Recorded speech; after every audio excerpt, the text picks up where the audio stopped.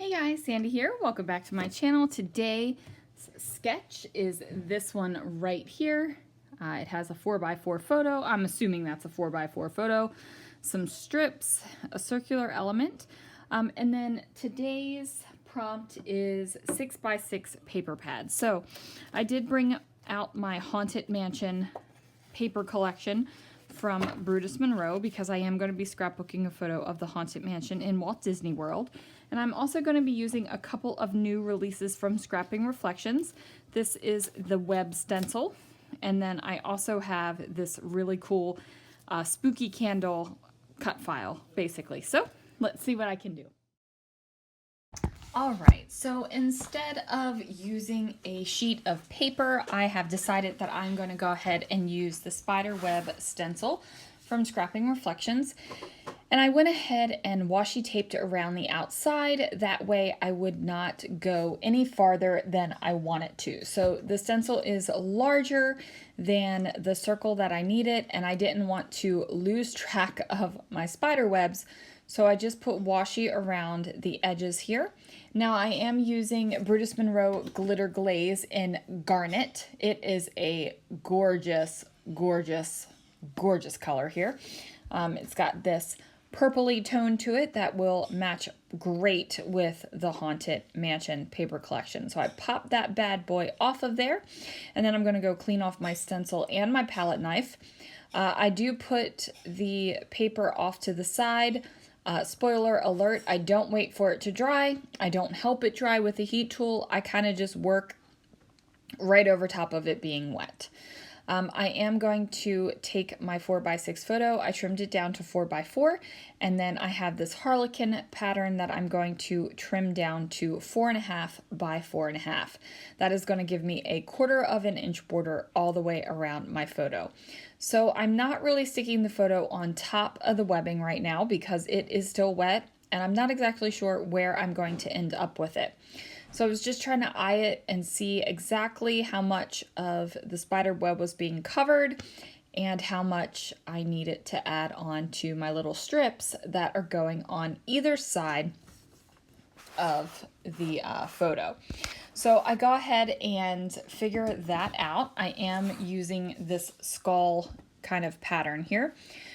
I'm using my grid mat to go ahead and make sure everything is lined up so it's nice and even and I don't have any wonky lines when I'm finished. Nobody wants wonky lines in their life unless it's on purpose. Now, if you were purposefully putting wonky lines down in your life, that would be great. But like I said, try to do this on the straight and narrow. So I'm just going to keep using my pattern papers to get these strips going until I figure that is plenty of strips.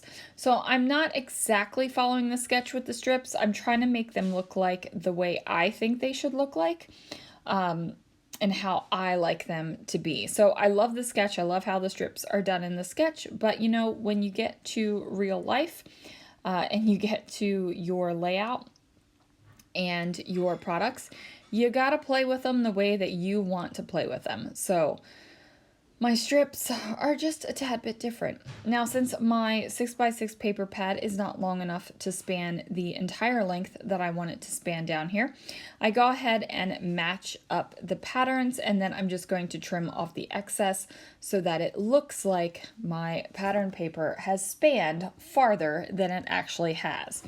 Now, if this was a solid color paper, you wouldn't have to worry about that whatsoever, but since this is a pattern, and especially since it is kind of this zigzaggy pattern, it's got to match up or it's going to look funky. And unless you're going for funky, then I would suggest mashing up the pattern. Sometimes you want funky, you guys. Sometimes you want funky. Okay, so I do bring in some silver washi tape. Felt like I needed to bring a little bit of sparkle up to the top part of the page since I have so much sparkle in the background.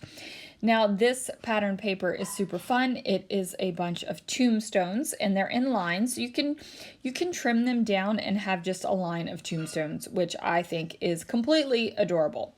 So I'm going to go ahead and layer that over top of my silver washi tape. And now I've got everything put together. So I'm going to ATG the heck out of the back of it here. And then I'm going to put some tulle down. Now, you might be thinking, Sandy, you weirdo, why are you putting tulle down? Well, you know what? I just wanted this extra little bit of texture on my layout. So I am going around and basically cutting around the edges of all of the papers. So what that's going to do is basically give me a tulle mat all the way around the entire thing. So it's not going to have big globs of tulle poking through. And it's only little bits and pieces that are peeking through, but I think that it's great with the spider webs on the patterned paper and also of the pre-cut cut file that I have. So I figure it goes great. I am going to take some fun foam. My dealer sent me a whole heck of a lot of fun foam. She keeps me in the fun, guys. Thank you, Crystal.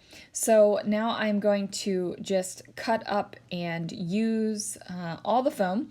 I'm trying to get it basically all over the backing of this photo mat and cluster of papers.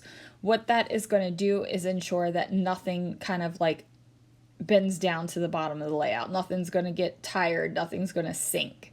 Everything is going to stay nice and popped up. So I go ahead and get that down, and then I'm going to bring in the Nuvo Deluxe adhesive to go ahead and adhere this. Now, two reasons. One, because Nuvo Deluxe adhesive works. It's actually something that is supposed to stick that really does stick. And two, I am working over top of glitter glaze. Now, my glitter glaze is still wet, so technically it doesn't have all the nooks and crannies that it would do when it was dry. But I still think that there is enough grit on that glitter glaze that the wet adhesive will stick a little bit better than any kind of dry adhesive. So now I have to be super careful not to smudge the glitter glaze because, like I said, it is still wet. And I'm just going to figure out where I want this candle and candle holder to go. Now, I knew I wanted it on the outside of the photo mat here. I knew that this was, you know, the look I want it to go for. So I am going to pop this bad boy up as well. And then it is going to be placed over top of the photo here, just off on the right-hand edge. And I wanted it to line up so that the little flame was just barely popping over the top of the photo and the photo mat. So got that going.